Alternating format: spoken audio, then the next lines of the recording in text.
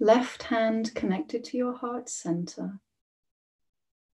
Balances the sympathetic and parasympathetic nervous system. Optimizes the neutral mind for decision making from our higher self.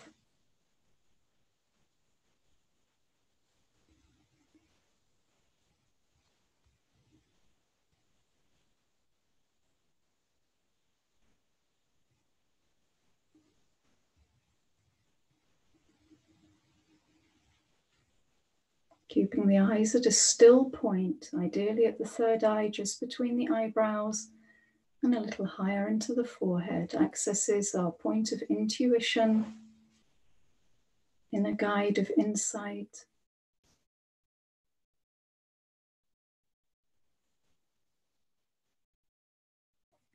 And then relax your breath. Inhale for the last time. Exhale, releasing the right hand to the knee and the left hand. Let the breath move freely. It doesn't need to be long and deep. It's moving naturally. And again, letting any thoughts float by so they don't steal your attention and your prana, your energy. Let the mind just synchronize with the movement of the breath.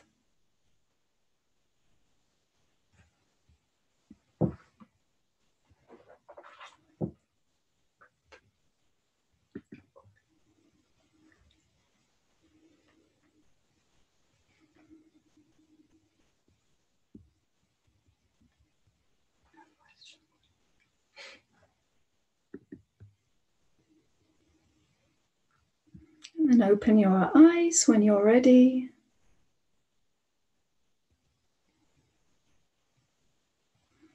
And if there are any questions, please feel free to post any questions in. Otherwise, I'm very happy to also share any resources with you about the three functional minds, or if you're interested to know anything further about Kundalini Yoga. We didn't do a class, so there were many aspects that were missing. But I'd be very happy to send or forward any links to anybody.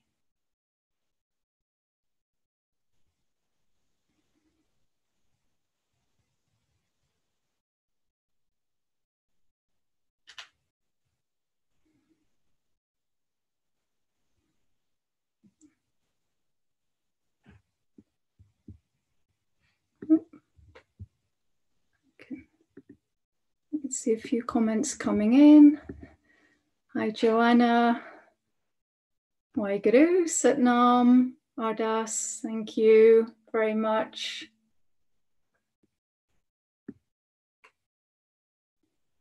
Just some messages of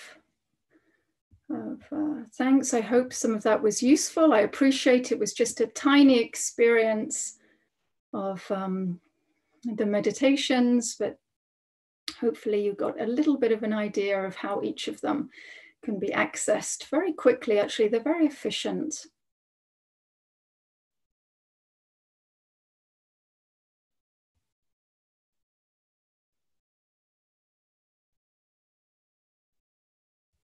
Somebody has asked, was the meditation for the neutral mind the same as the meditation for the calm heart? Yes. If we think that our heart is actually the place where we find our way home, and it is definitely in relationship to the neutral mind. So any kind of conscious breathing that we do, and in fact, every conscious breath that we take is actually accessing the neutral mind. So the Calm the Heart meditation is a simple technique, and even within a few minutes, if somebody needs to ask you to do something or an opportunity comes your way, if you have a few moments to do such a meditation, it can really give you the clarity for a decision. Somebody has also asked, how would you approach emotions and trauma that has been suppressed for many years? Well, this is a whole area of work, as I'm sure you might know, Sarah. The physical body is the emotional body, as I mentioned, and it does hold our experiences. So I would probably suggest that someone goes to a yoga therapist or to a consultant who works specifically with trauma, because there is a different approach with a yogic practice for that. Anything that's meditative, with helping to cleanse the negative mind, but isn't going to very quickly get into the emotional body and draw up past experiences that are very rapid, we would definitely recommend a very gentle approach. So if you came to Kundalini Yoga, for example, we have within our practice a sequence that we go through in the format of a class that has cautions embedded, and it's a very open, inclusive approach. But working one-to-one or working with somebody who has a very deep trauma that is situated within them, it would really be knowing when was the time and what would be appropriate to take them through that processing. I'll be happy to share more if you wanted to connect to me afterwards, but that would be my recommendation, to find somebody, a teacher or a practitioner that already has experience of working in that field. Somebody has asked, is there any practice for developing the neutral mind? Yes, many practices. So one would be conscious breathing. Any conscious breath in any form of practice is going to really access your neutral mind for you. Sat Nam, I mentioned at the beginning, we have the mantra that Nam meaning identity, Sat is truth. Sat Nam activates and creates a very healthy relationship to living in the sense of our truth or our reality, not in all the stories that we have maybe created for ourselves and the various identities we've had projected on us. So we could bring Sat Nam to the breath. If you're sitting on the bus, for example, meditation is for any time as well. Sitting on the bus, inhaling Sat, exhaling Nam, carrying it on the breath is also going to activate your neutral mind, so you're awake and alert to all moments that you come called to meet.